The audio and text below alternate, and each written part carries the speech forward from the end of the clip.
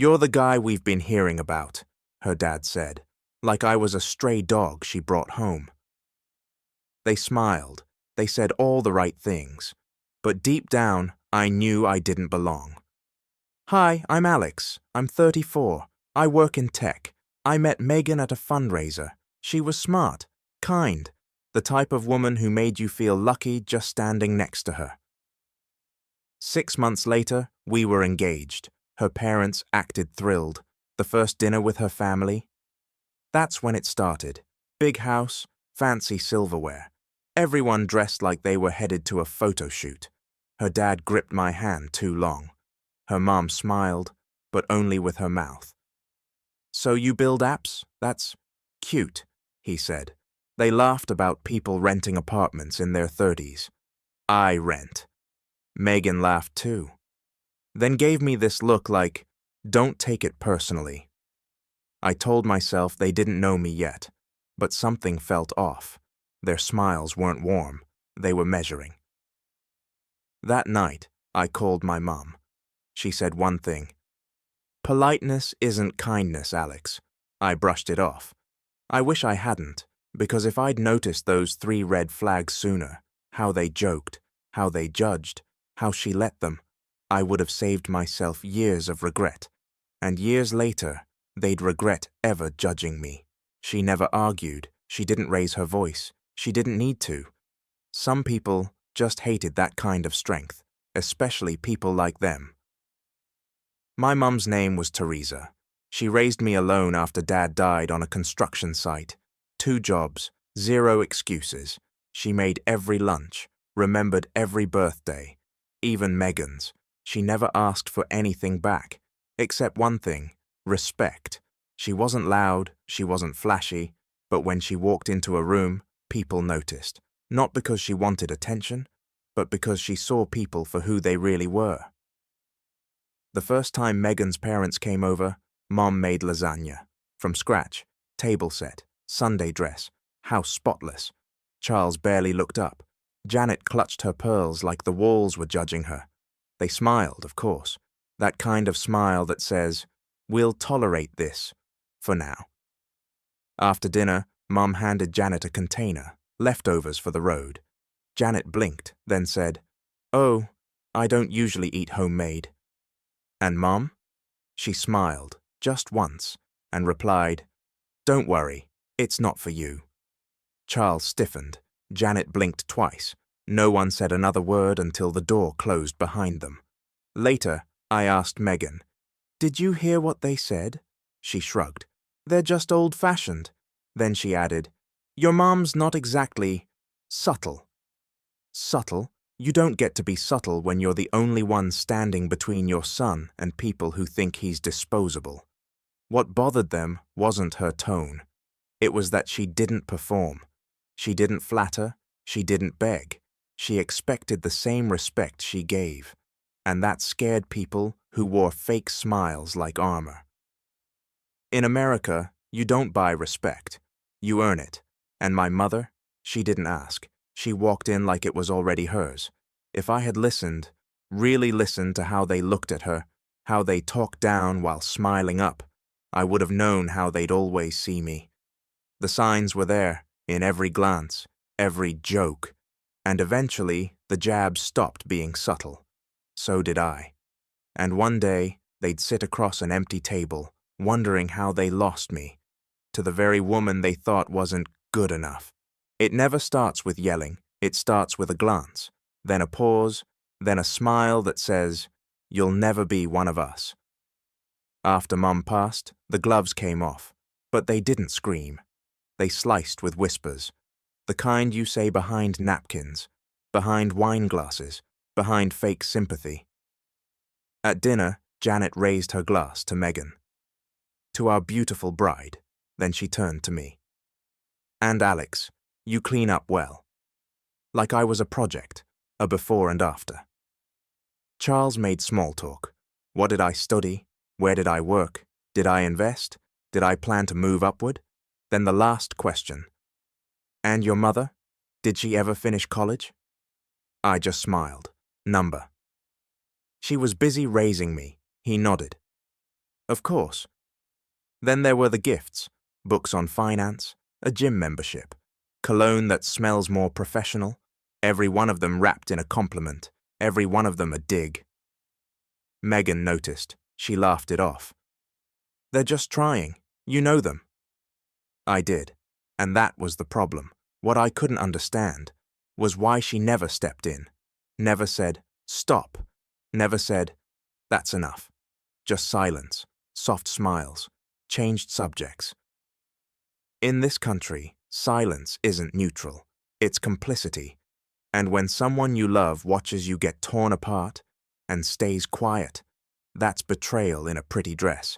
Ever been with someone who let others treat you like less because speaking up would make things awkward? Because by the time I realized what I was allowing, I'd already lost the only voice that ever spoke up for me. After Mum's funeral, I kept hoping they'd change. Maybe the grief would humble them. Maybe Megan would see clearer. But when Mum was gone, they showed me who they really were. Grief reveals character. Some people break, some people harden, and some use it as an opportunity. After the funeral, the house felt wrong. Quiet, still, like Mom had taken the warmth with her. Megan moved in a few weeks later. She said it was to keep me company. I thought she meant it, until her parents started showing up, uninvited, unapologetic. Charles walked in one Sunday with measuring tape. We'll get this kitchen renovated in no time. Renovated? It was Mom's kitchen, where she taught me how to cook, where she cried when bills piled up, where she hummed the same 2 gospel songs for 20 years. I told him I wasn't planning to change anything. He smiled. Well, you'll need to, eventually. Megan has standards. Standards. Janet brought swatches, fabric samples, curtain catalogs. Just suggestions, she said. Your mother did her best, of course. Of course. Then one night, I found Megan clearing out a cabinet. Inside were Mum's recipe cards, written by hand, some with tiny notes in the corner. Don't forget garlic for Alex. They were in a trash bag. No warning, no apology. I didn't yell, didn't ask, just took the bag, put it back in the drawer, didn't say a word. She didn't either, and that silence, that was the moment I knew. When someone dies, you don't erase them, you honor them. You protect what they left behind. You don't redecorate grief. Ever had people try to fix you the moment the one who loved you most was gone? Because grief doesn't make people kinder. It just gives them permission to stop pretending. I thought that was the worst of it, until the rehearsal dinner, until the moment everything snapped. It wasn't a scream, it wasn't a slap, it was one sentence, and it changed everything. The restaurant was upscale, white tablecloths, prefixed menu, fake laughs. It was supposed to be a celebration, but it felt more like a presentation of Megan, of her family, of who I was expected to become. Her father stood to give a toast, glass in hand, smile too wide. To our daughter, Megan, the pride of our lives. Everyone clapped. Then he raised his glass to me. And to Alex, a fine man, a self-made man, raised by a woman who did what she could. Laughter, software controlled, but it echoed. Janet leaned in, pretending to whisper, "You know, you're lucky she passed when she did. Less complicated for the wedding, I suppose." Megan said nothing. She sipped her wine, kept smiling. I didn't speak, didn't flinch, but something in me broke, quietly, cleanly. After dessert, I walked out. No explanation, no scene. I got in my car, drove home, sat at the kitchen table, Mum's table, still with that one chipped corner, still standing. Unlike me, you don't disrespect the dead. Not where I'm from. Not the woman who gave me everything while they gave nothing. Ever been surrounded by people smiling at you while insulting the one person you'd die for? Because that night I realized I wasn't part of their family. I was their project. I went to bed with a decision. The wedding wasn't off, yet, but it was about to be. Some people run, some people whisper, I stood still and spoke loud enough for the whole damn room to hear. The wedding was at a vineyard, rows of white chairs, soft violin, expensive silence. I stood at the altar. Megan walked toward me. All white, was all smiles. Like nothing had happened. Her parents beamed. Charles stood taller. Janet held tissues, but her eyes were dry. The pastor began. Words blurred. My heart didn't race. It slowed. I looked at Megan, then her parents, then the crowd, and I spoke. Before we continue, I need to say something. Whispers, shifting chairs. This wedding isn't happening, because this marriage wouldn't be real, because love without respect is just performance. I turned to Megan. You let them insult my mother, in front of me, behind me, and you said nothing. You smiled. You let me believe that silence meant safety. I faced the guests.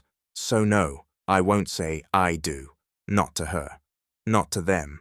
Not to a life where I have to erase the woman who raised me just to be accepted. Megan said my name, software shaking. I walked past her, past the altar, past the whispers, out the door. No ring, no apology, no regret. In this country, we say vows, like we mean them. And if you can't say I do with your whole heart, you don't say it at all. Ever stood in front of everyone and said the one truth they hoped you'd keep quiet? Because sometimes the most loving thing you can do for yourself is leave. I didn't take anything with me, just my keys, my breath, and one question: where was Mom's locket? It wasn't just jewelry, it was my mother's voice, the last piece of her I had. And someone took it. 2 days after I walked away, I came back to the house, not to talk, not to argue, just to pack. The key still worked. The house was quiet, empty, almost, except one drawer in the bedroom, the one that used to hold Mom's locket. Gone. I checked every box, every cabinet. Nothing. I texted Megan. Did you see Mom's necklace? Gold locket, or oval, small? She replied 4 hours later. I think my mum put it somewhere safe. Safe. I drove straight to her parents' place. Janet answered the door. Still wearing pearls, still looking like everything belonged to her. I asked calmly, Do you have it? She blinked, tilted her head. Oh, that old thing? I thought Megan wouldn't want it lying around, so I kept it with my things. Her things. She walked into another room, came back with it in a box, polished, like it had been handled, touched, opened. I opened it in front of her. Inside was a photo, Mom, holding me as a baby. Behind it, a folded note, Mom's handwriting. If he ever doubts who he is, remind him. I looked up. Janet said nothing, no apology, just watched me read it. I closed the locket, put it around my neck, said 2 words, You're done, and walked out. We don't steal the dead, we don't touch what isn't ours, and we damn sure don't pretend it's no big deal. Ever had someone take the one thing they knew mattered most, just to prove they could? Because some people don't just want power, they want proof that you're too polite to fight back. But I wasn't polite anymore. I didn't leave angry. I left clear and lighter, because this time I didn't leave anything behind. Walking away doesn't always feel brave. Sometimes it just feels quiet, like finally exhaling after holding your breath too long. I didn't slam the door, didn't block numbers, didn't post anything. I just left. And for the first time in months, I heard silence that didn't hurt. I moved into a 1-bedroom, smaller kitchen, no marble counters, no fancy wine rack, but I filled it with my mother's things, her cast iron pan, her books, that old throw blanket she never washed properly. I hung the locket near the door, not to wear, just to see, every morning. People asked why I left, why I cancelled so late, why I gave up on love. I told them the truth. I didn't give up on love. I gave up on pretending. I stopped performing, stopped shrinking, stopped apologizing for the roots I came from. And the strangest part, once I stopped needing their approval, I didn't miss it. In America, we're taught to keep climbing. Bigger house, better spouse, shinier life. But no one tells you the bravest thing might be choosing a life that actually feels like yours. Ever left a room and realized you'd been holding your breath the whole time? Because walking away didn't make me bitter, it made me honest, and I finally understood why Mom never chased approval.